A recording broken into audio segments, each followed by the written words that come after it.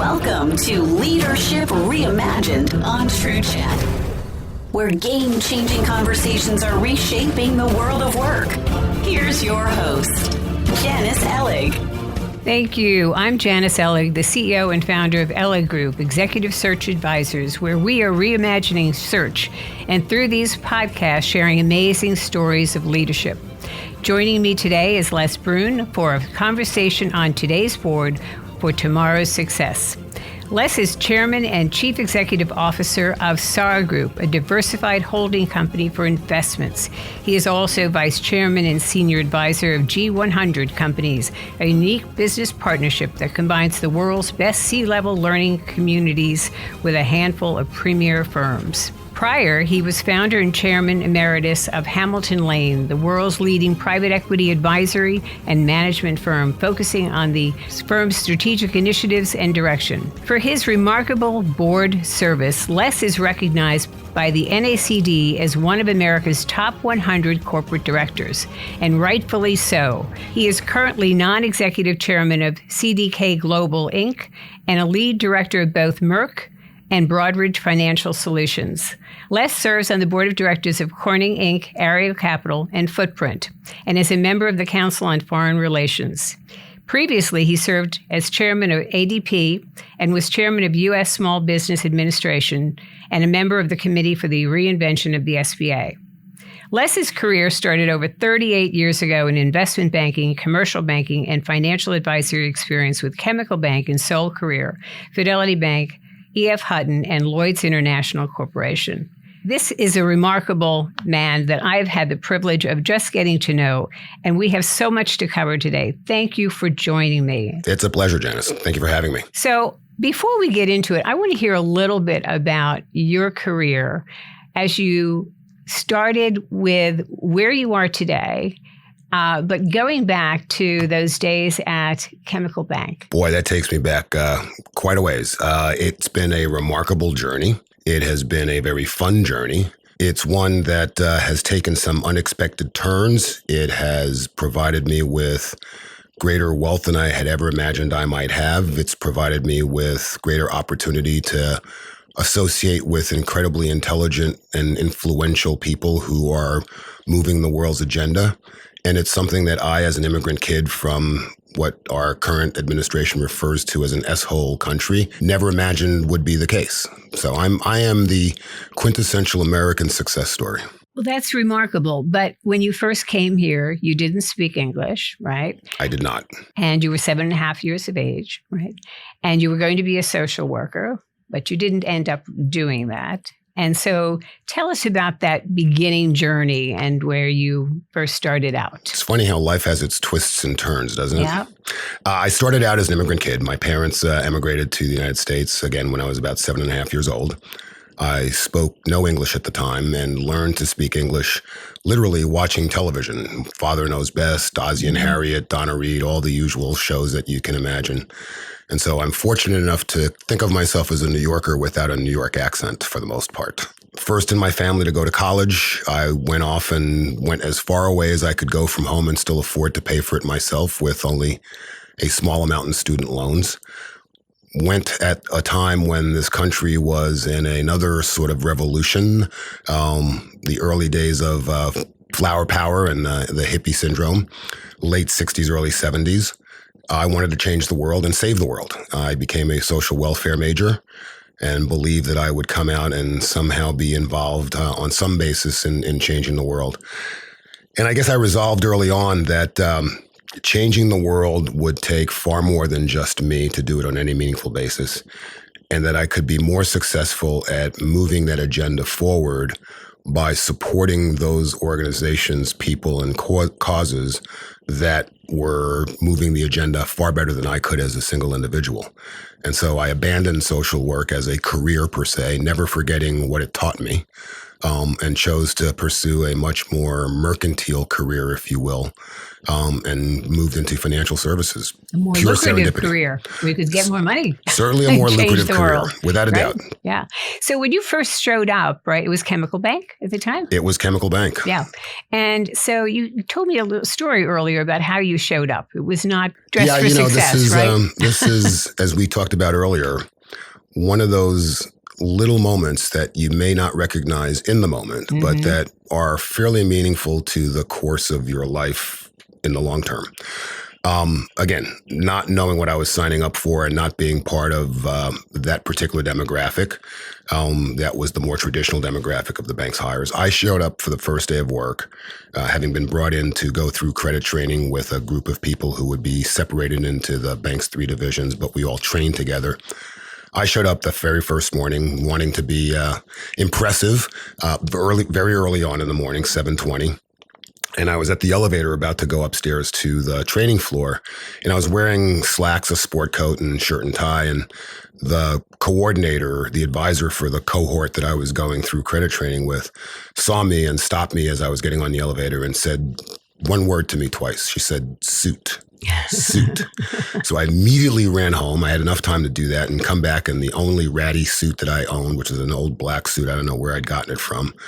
But at the time, I didn't recognize what a favor she was doing me in terms of how important first impressions are. And oddly enough, that day, one of the people who stopped me in the hallway was Bob Callender, who was then president of Chemical Bank, and introduced himself, knowing that I was a new trainee, and I introduced myself to him. And I don't know what impression I would have made on him if I had not been in the appropriate attire, but it wouldn't have been nearly as good because he remembered me fondly afterwards.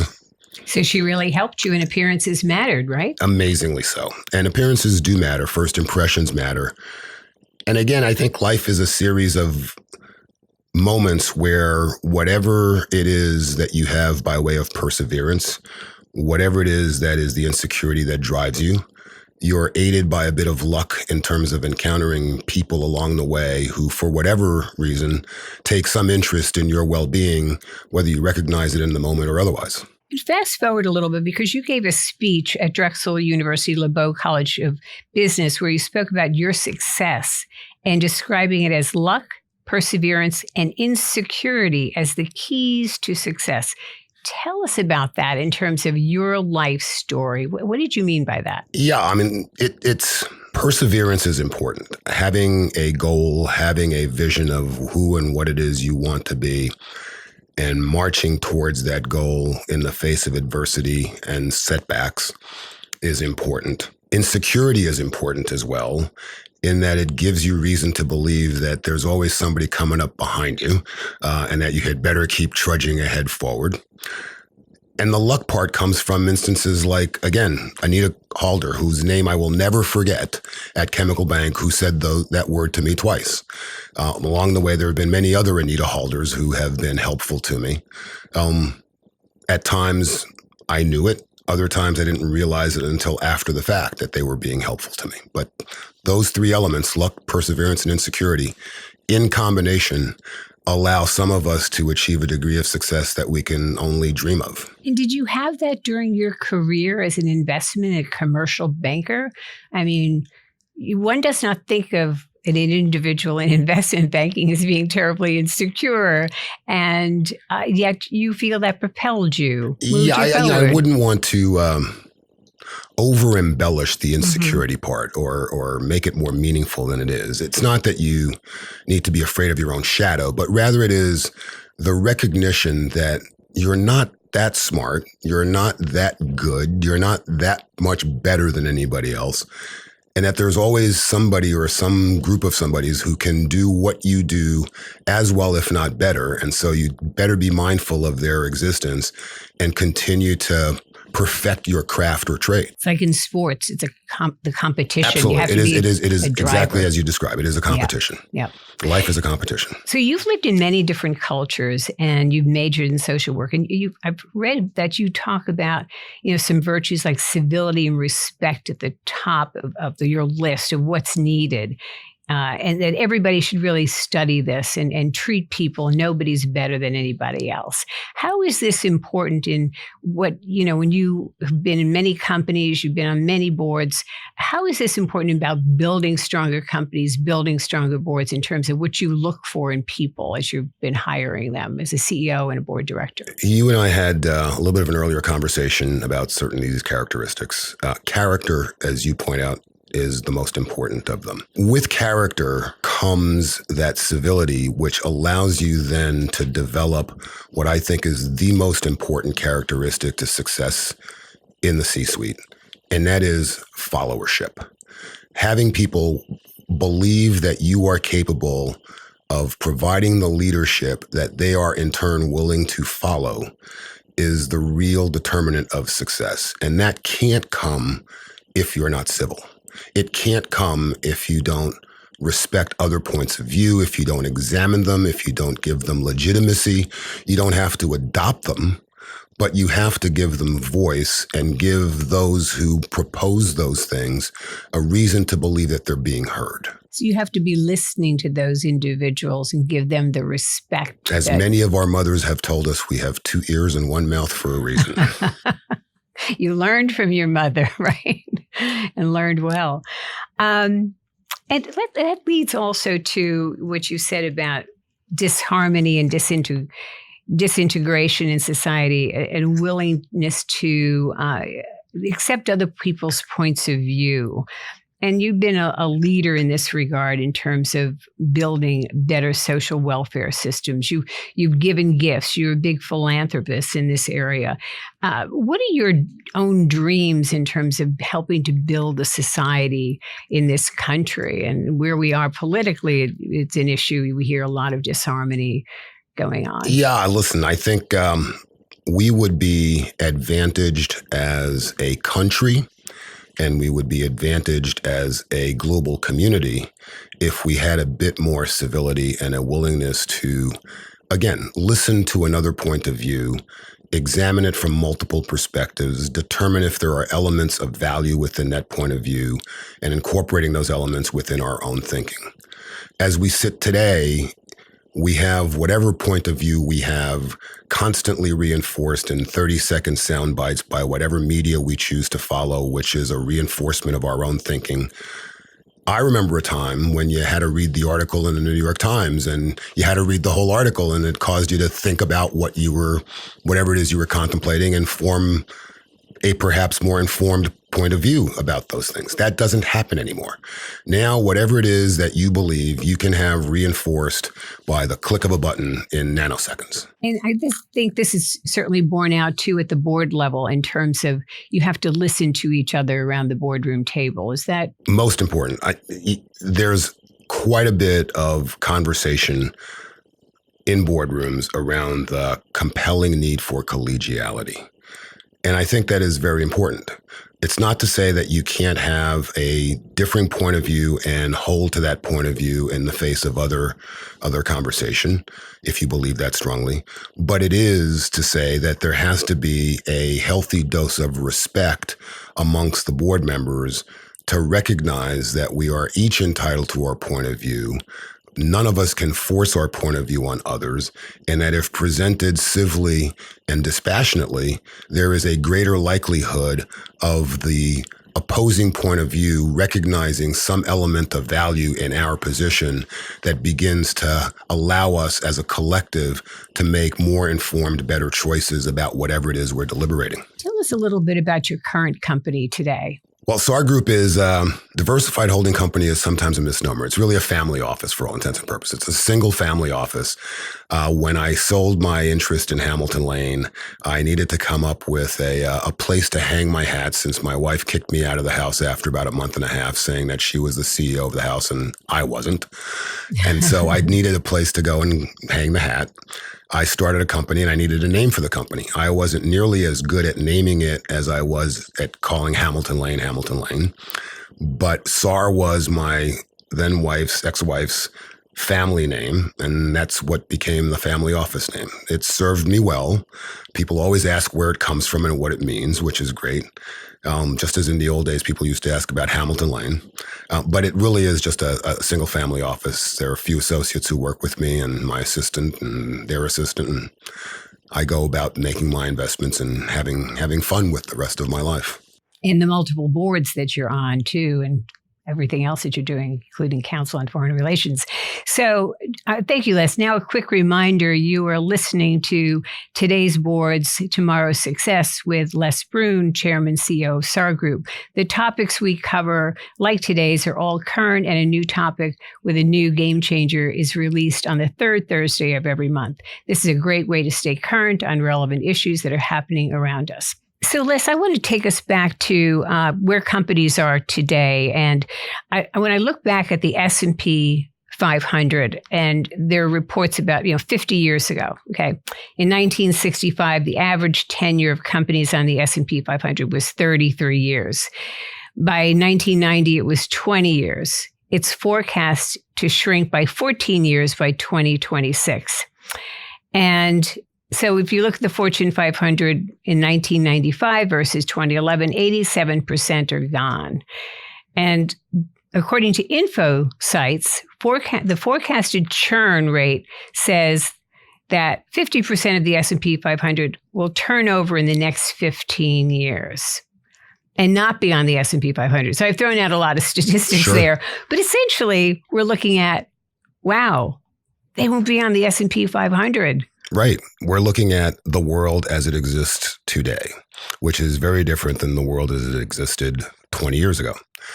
I think that's true everywhere across the board. And I think those statistics probably might be a little short in terms of the churn on the S&P. Will there always be an S&P 500 list? Absolutely. The names on that list will change greatly over time. And the ones that stay on that list will be those that recognize that what they need to do today to be successful tomorrow is different than what they did yesterday to achieve the success they have today. Long-winded way of saying, we live in a world where the velocity of change is so rapid, where the fatal kiss of death in any boardroom that I sit in is if you hear a director say, well, if it ain't broke, don't fix it. Well, if it ain't broke and you're not fixing it, somebody else is breaking it and fixing it in a different way to make it better for them and for some user universe that will take your market share away from you. The world is a very different place today than it was yesterday, and tomorrow will be very different again. Great analogy for that is take, for example, the automotive industry. I'm a car junkie, as you and I have talked about before. And we're going to talk about it more. Happy to do that. Always happy to talk about cars. Yeah. But if you look at the automotive industry, cars, automobiles are and were a product. We waited for the new models to come out. We chose the ones that most appealed to us. We had a great diversity of choice. We viewed them very much as a product, a desirable product that we wanted to have. My kids, your kids, and the generation, the ladder of the millennials and the Generation Zs, for them, automobiles are a service. They're Uber, they're autonomous vehicles. They could care less what the product looks like, so long as it gets them from point A to point B. What does that mean for the automobile manufacturers? Do they remain hidebound by the conventional wisdom that says they design and produce new sheet metal every year that's distributed through a distribution channel that has been institutionalized in the form of the dealership structure that we now enjoy? Or do they become fleet managers? Do they begin to not care about the physical look of the product, but rather the functionality of the product, so long as it gets those folks from whatever point they are at to whatever point they're headed towards? What does that mean for that supply chain? What does that mean for that distribution chain? So in today's world, I think it's really important for businesses to think about, and it's not like the old days where you could have somebody who tell you, oh, this is the way we did it 3 years ago and it worked. Forget that. You need to be thinking today in business about where it is you're going to be in the next 2 to 3 years, because we still do manage to quarterly earnings and analyst reports and so on.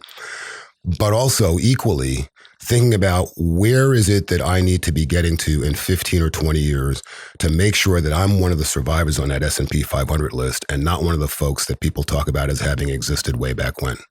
If you can't do those things simultaneously, you're destined not to be on that list in the future.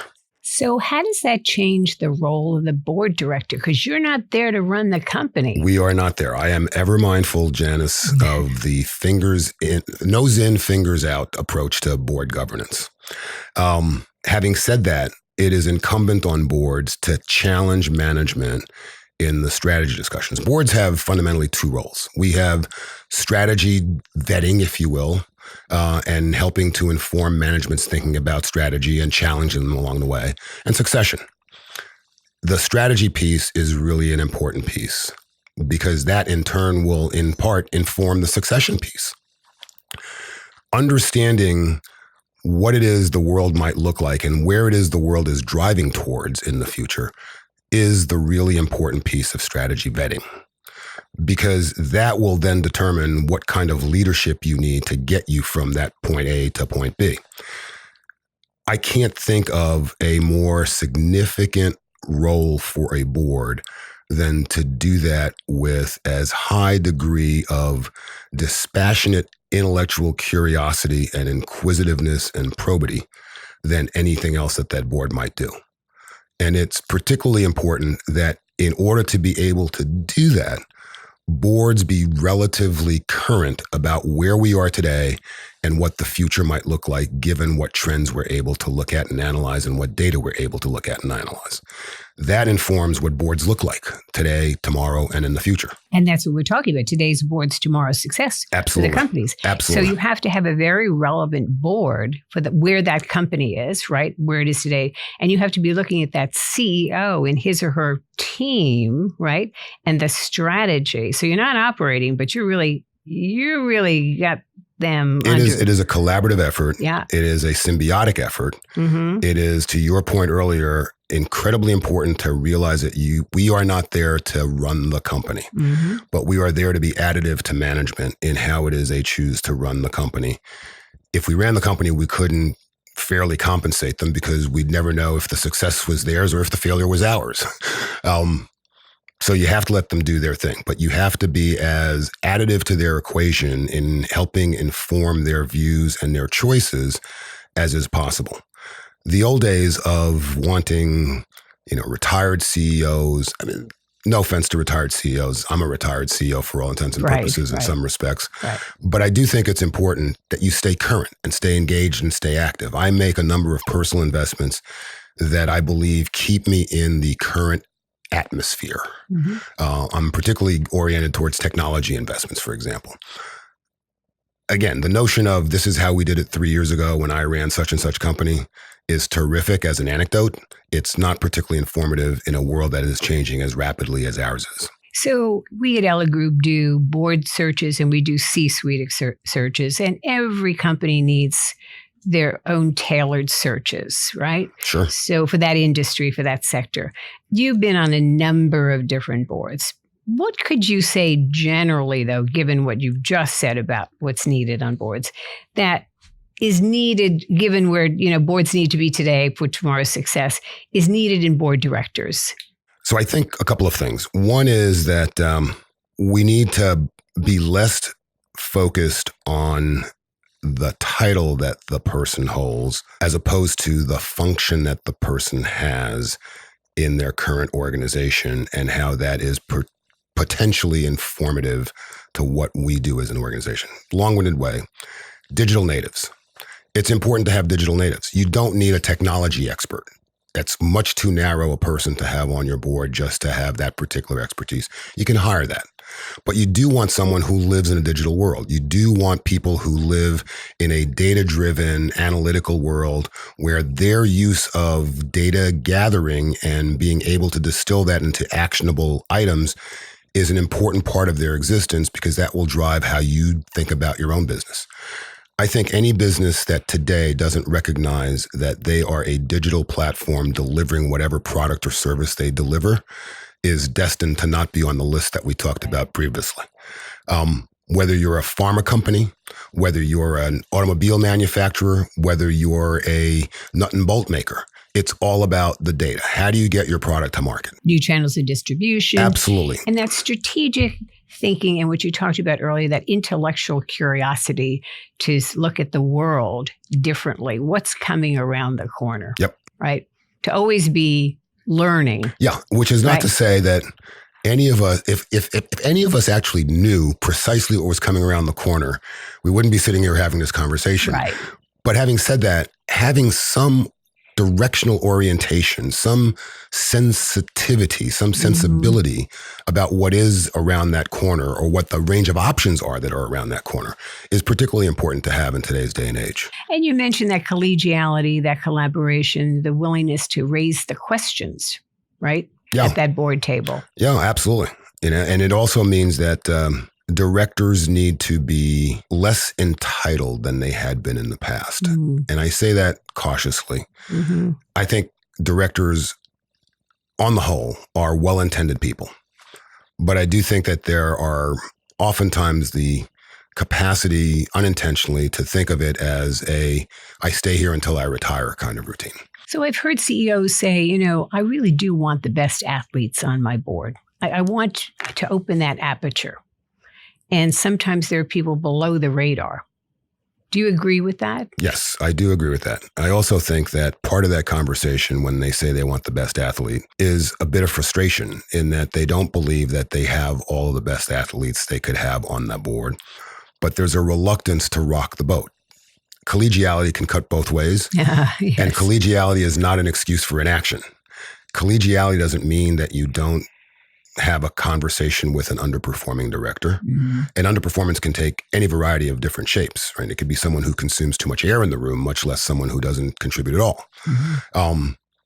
But it is important for that conversation or those conversations to be had as and when necessary in order to optimize the outcomes, because you do not get a second chance in the environment in which we now find ourselves operating, given the velocity of change. And Les, I would be remiss if I didn't raise, do you think the women and underrepresented groups on boards makes a difference in terms of better decision-making, innovation, in terms of more heterogeneous groups on the board level versus homogeneous groups? I think there is no doubt, both anecdotally and empirically, that improves boardroom performance and corporate performance. I mean, think about it simplistically. If we all had clones of ourselves as the only people from whom we sought advice and counsel, we'd never change. We'd never improve. We'd never get better. We'd always affirm our own sense of being. Wouldn't that be wonderful? We wouldn't argue with ourselves. Absolutely. And we would expire shortly. We wouldn't be on that S&P 500. So what is your advice to our listeners and to your colleagues and to companies that really, to be more innovative, to stay relevant? What's your advice in general to all of us out there? There are a couple of things I would say. One is not to fear an unpleasant conversation, and that a conversation that implies some constructive criticism of certain of your board members, whether you are the lead director, non-exec chair, the CEO, the exec, whatever it happens to be, they're not fatal. They're not cataclysmic. They're important conversations to have. I think it's also important on the part of directors to be very circumspect and examine themselves in the mirror on a regular basis and ask themselves if they are really bringing their A game. And if they are, is that A game enough to contribute meaningfully to the furtherance of an organization's objectives and agenda? There's no shame in saying, okay, had a great run, been here, done that, added value, it's been terrific. Time for the next person to have a go at this. And do you think that board refreshment is something that boards should look at and turn over? I think it's particularly important. It's really distressing to hear that only roughly about a third of the S&P 500 companies have an organized board refreshment or board evaluation process. I think it's incumbent on us to continually examine ourselves and ask ourselves if we are doing what we've been charged to do. I mean, we are stewards of other people's capital. Yes, most of us have some skin in the game of the companies in which we are working with as sitting on those boards. But the overwhelming amount of the investment is third-party investment that we are charged with stewarding. And we have to be able to say that we are stewarding that investment with as efficient and effective a process and capability as is possible. And if we can't do that, then it's time for somebody else to try. Well, Les, this has been a great conversation and many lessons that you've given to us today. And I think we've learned a lot about today's sports and tomorrow's success. And I hope that our audience has learned a lot from this. I certainly have. Thank you to our audience for tuning in to this remarkable conversation with Les Brun. You can find me on Twitter, LinkedIn, or visit our website at ellegroup.com. Stay tuned for more exciting episodes of Leadership Reimagined, Game-Changing Conversations, which are released on the third Thursday of every month.